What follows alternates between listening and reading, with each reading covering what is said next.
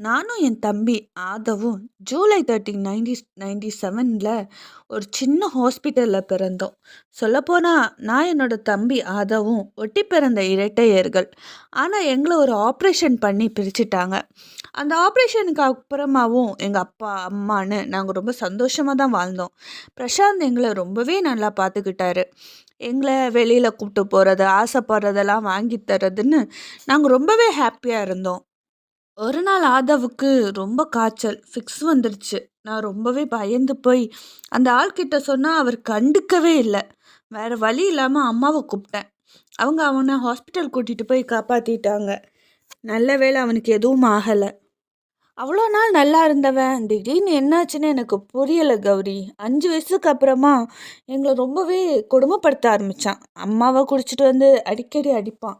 பத்தாததுக்கு அம்மாவை ரொம்பவே சந்தேகப்படுவான். அம்மாவுக்கு